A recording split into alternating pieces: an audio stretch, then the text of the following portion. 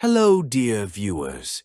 Today we are going on an amazing journey through the myths of the ancient Greek hero Hercules, renowned for his 12 great labors. These stories are filled with heroism, bravery, and incredible challenges. Get ready for an exciting account of the feats that made Hercules one of the greatest heroes of antiquity. Let's begin. The slaying of the Nemean Lion. Hercules' first labor was to slay the Nemean Lion, a beast that terrorized the vicinity of the city of Nemea. This lion was not only enormous, but also had an almost invulnerable hide that could not be pierced by arrows or swords. Armed only with a bow and arrows, Hercules realized that conventional weapons would not be able to penetrate the lion's skin. Therefore, he decided to confront the lion in hand-to-hand combat. Grasping the lion by the throat, Hercules strangled it with his own hands. Afterward, he skinned the lion and used its hide as both armor and a symbol of his strength, wearing it as an impenetrable shield. The slaying of the Lernean Hydra. Hercules' second labor was to battle the Lernean Hydra, a multi-headed monster that dwelled in the swamps of Lerna. The Hydra was dangerous not only because of its 9 heads, but also because of its ability to regenerate. When one head was cut off, 2 more would grow in its place. Hercules began the fight against the Hydra with his nephew Iolaus, who assisted him by cauterizing the necks that Hercules severed, preventing the heads from regenerating. When Hercules reached the immortal head of the Hydra, he buried it under a massive rock. The victory over the Hydra showcased Hercules' strategic skills and his ability to find solutions in challenging situations. The capture of the Ceryneian Hind. Hercules' third labor was to capture the Ceryneian Hind, a sacred animal of Artemis with golden antlers and bronze hooves.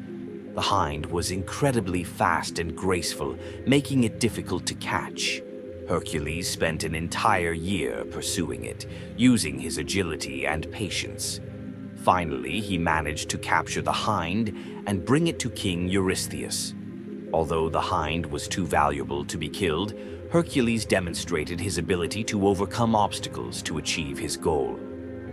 The capture of the Erymanthian Boar. Hercules' fourth labor was to capture the Erymanthian Boar, a giant ferocious beast that was wreaking havoc and spreading chaos in the region. Hercules tracked the boar to the snowy slopes of Mount Erymanthos and, using a clever plan, lured it into a trap. With the help of a net and his skill, he managed to capture the boar alive and bring it to King Eurystheus. This labor demonstrated Hercules' ability to work with nature and use his surroundings to achieve his goals. The cleaning of the Augean Stables. Hercules' fifth labor was to clean the stables of Augeas, a king who had not cleaned his stables for many years. This was a colossal task, as the accumulated manure covered the entire area. Hercules approached the challenge with creativity. He diverted the waters of 2 rivers, the Alpheus and the Peneus, through the stables to wash away all the filth.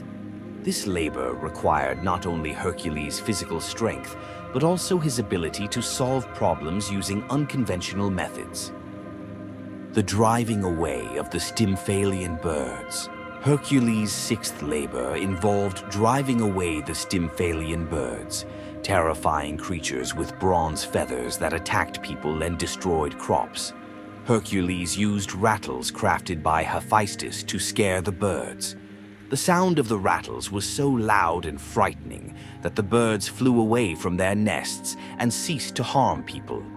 This labor demonstrated Hercules' ability to use tools and find unconventional solutions to problems. The capture of the Cretan Bull. Hercules' seventh labor involved capturing the Cretan Bull, a monstrous creature sent by Zeus as a gift to Crete. The bull was incredibly strong and prone to destroying fields and attacking people, making it a serious threat to the island's inhabitants.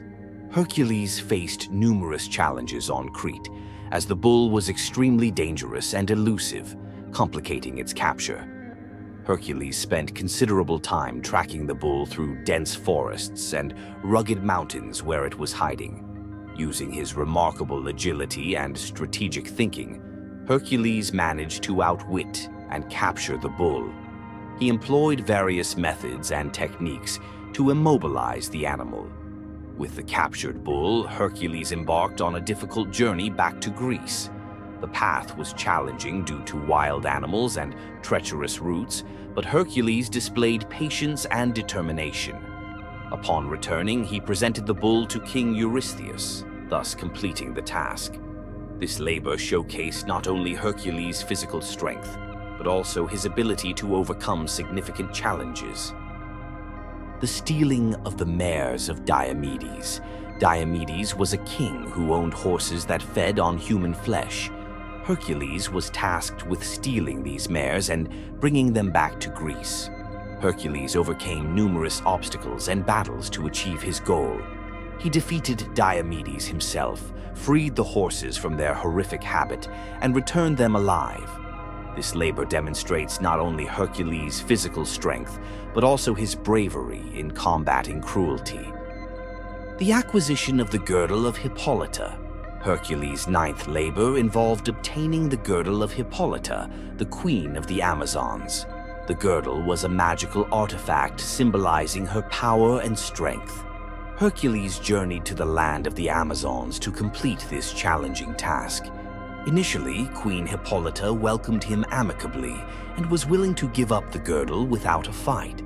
However, at the behest of other Amazons who perceived Hercules as a threat, a battle ensued. Hercules demonstrated his bravery and combat skills by fighting the Amazons. During the conflict, he defeated them and captured the girdle. His return with the girdle affirmed his courage and ability to overcome great challenges, despite facing strong resistance. The capture of Geryon's cattle. Hercules' 10th labor involved capturing the cattle of Geryon, a mythical monster with 3 bodies and 6 legs who lived in the far west in the land of the Hesperides. Geryon was a fierce creature, and his cattle were renowned for their strength and beauty. Hercules embarked on a long journey, crossing the ocean and navigating several difficult routes. Along the way, he faced various challenges and obstacles, including attacks from local creatures and natural elements. When he finally reached Geryon's territory, he found that the monster guarded his herds amidst a maze of obstacles. Hercules fought Geryon and his guards, using both his strength and strategy. After defeating Geryon, Hercules seized the cattle and transported them back to Greece. The return journey was equally perilous, but Hercules overcame all barriers, bringing the cattle to Greece where they were presented to King Eurystheus. This labor showcased not only Hercules' physical strength, but also his persistence and determination in overcoming the most daunting tasks. The retrieval of the Apples of the Hesperides. Hercules' 11th labor involved retrieving the golden apples from the Garden of the Hesperides, a realm guarded by dragons. Hercules located the garden, but the apples were protected not only by dragons, but also by the giant Atlas, who held up the heavens. Hercules offered to take over Atlas's burden of holding the sky, while Atlas fetched the apples for him. Once Hercules had the apples, he returned them and took back the heavens from Atlas, showcasing his skills in solving complex challenges. The capture of Cerberus. Hercules' final labor was to capture Cerberus, the 3-headed dog guarding the underworld. Hercules descended into the realm of the dead, where he managed to defeat the Guardian and capture Cerberus. He brought the dog to King Eurystheus, demonstrating not only his physical strength, but also his courage in confronting the world of the dead. And so we have completed our tale of the 12 great labors of Hercules. These myths are not just stories of heroism and strength, but also lessons on overcoming challenges and tackling seemingly insurmountable tasks. Today's episode is dedicated to one of the most famous mythological characters, Sisyphus. His story is filled with intrigue, cunning, and cruel punishments that led to eternal suffering. Make yourselves comfortable, and let's begin our tale. Sisyphus, the son of Iolaus, the king of Thessaly, and Enerete was the founder and first king of the city of Ephora, now Corinth. He married Merope, one of the Pleiades, and they had a son named Glaucus. Sisyphus was known for his cunning and deceitful nature, gaining fame for his tricks and schemes, which ultimately led to his tragic fate. One of the early legends about Sisyphus is connected with Autolycus, the notorious thief and son of Hermes. Autolycus had the ability to alter the appearance of stolen goods so that they could not be recognized. Sisyphus noticed that his herds were diminishing and suspected Autolycus. He decided to mark his cows and sheep with special signs to catch the thief. When Autolycus stole the animals again, Sisyphus easily identified his herds and exposed Autolycus, demonstrating his cunning and resourcefulness. However, the most famous story about Sisyphus is related to his deception of death. Zeus, enraged by Sisyphus's trickery, ordered Thanatos, the god of death, to take him to the underworld. But Sisyphus outwitted Thanatos by chaining him up and hiding him. While Thanatos was imprisoned, no one on earth could die. Wars were fought, but no one perished, and the elderly and the sick suffered, unable to escape their torment. Eventually, Ares, the god of war, freed Thanatos, and Sisyphus was taken to the underworld. However, even here, Sisyphus found a way to deceive the gods. He asked his wife not to perform the traditional funeral rites or make offerings to the gods. When Sisyphus arrived in the underworld, he complained to Persephone, the goddess of the underworld, about his wife's improper behavior and persuaded her to let him return to the earth to punish her. Persephone agreed, but Sisyphus was in no hurry to return to the underworld. Enraged by such deception, Zeus decided to punish Sisyphus with eternal labor. He was condemned to roll a massive boulder to the top of a mountain. Every time Sisyphus nearly reached the summit, the boulder would roll back down, and he would have to start all over again. This endless and futile punishment became a symbol of fruitless and vain effort. Sisyphus was not only known for his cunning, but also for his rule in Corinth. He was the founder and first king of the city. Sisyphus brought law and order to Corinth, developing the city and its economy. It is believed that he established the Isthmian Games, one of the major athletic competitions of ancient Greece, held in honor of Poseidon. These games were a significant event and attracted participants and spectators from all over Greece. Another story about Sisyphus involves the river god Asopus. Asopus was searching for his daughter Aegina, who had been abducted by Zeus. Sisyphus knew where Aegina was and offered Asopus a deal. He would reveal her location if Asopus provided Corinth with an eternal water source. Asopus agreed, and Sisyphus revealed the secret. As a result, Asopus found Aegina, and Sisyphus obtained a spring that supplied Corinth with water. Sisyphus was also involved in an intrigue concerning the throne of Salamis. He was believed to be the cousin and rival of Telamon, the king of Salamis. Sisyphus laid claim to the throne of Salamis and attempted to seize it through cunning and deceit, but he failed to take power. In this story, Sisyphus once again demonstrated his crafty and treacherous nature, trying to exploit every opportunity to achieve his goals. Another interesting aspect of the myth of Sisyphus concerns Zeus's curse. After Sisyphus repeatedly deceived the gods, Zeus placed a curse on him, turning his life into an eternal struggle. This curse not only entailed perpetual punishment in the underworld, but also symbolized the enduring nature of human suffering and trials. The legacy of Sisyphus continued after his death. His son, Glaucus, became the king of Corinth and carried on his father's work.